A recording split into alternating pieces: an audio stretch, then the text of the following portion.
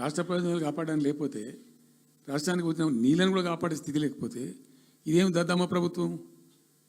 ఇంత చేత కానీ ప్రభుత్వం ఉంటే ఎట్లా? నోరు లేని ప్రభుత్వం ఉంటే ఎట్లా? పెద్ద నోరు పెట్టుకొని పెద్ద గడబడి చేయాలి కదా.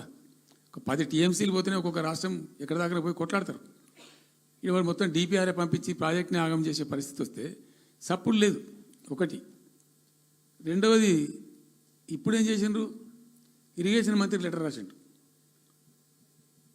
వాడు చెప్పిండా చెప్పలేదా భగవంతుని గారు 45 టీఎంసీలు ఇవ్వండి మాకు అనుమతి అని చెప్పి. ఎట్లా రాస్తావు నాకు అర్థం కాదు. నువ్వు ఏ ముఖం పెట్టుకొని రాస్తావు? ఇదో ప్రభుత్వమా? అంటే ఉన్న వస్త్రానికి పోతే అనవసరం పోయింది అన్నట్టు ఉన్నది కూడా కొట్టుకుంటారు ఎవడన్నా? ఎవరై నీళ్ళు అవి? ఆల్రెడీ బచావ్ ట్రిబ్యునల్ తీర్మానంలో ఇచ్చింది. దాన్ని కర్ణాటక వాడుతుంది, అటు మహారాష్ట్ర వాడుతుంది. వాళ్ళ లెక్కల్లో చూపెడుతున్నారు వాళ్ళు. రాల్మట్టి డ్యాంలో వినియోగంలో చూపెడుతున్నారు వాళ్ళు. మాకు వచ్చిన 21 టీఎంసీ మేము ఇక్కడ వాడుతున్నామని చెప్పి.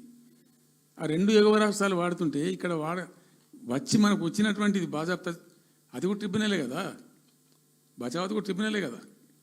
ఆ ట్రిబ్యునల్ తీర్పు ద్వారా వచ్చిన 45 టీఎంసీలు నువ్వు ఎందుకు ఆపుతున్నావు ఇప్పుడు?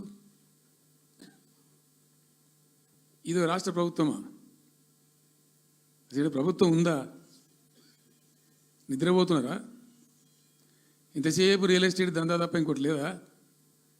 ఇల్టు భూములు ఎట్లా అమ్ముదాం, పల్టు భూములు ఎట్లా అమ్ముదాం, ఆ భూములు ఎట్లా దెబ్బ పెడదాం, ఇంత కమిషన్ కొడదాం, ఇది తప్ప రాష్ట్ర ప్రయోజనాలు, నీళ్లు, రైతులు, మనుషులు లేరా? ప్రాజెక్టులు ఎందుకు 2 ఏళ్ళ నుంచి ₹1 పెట్టలే?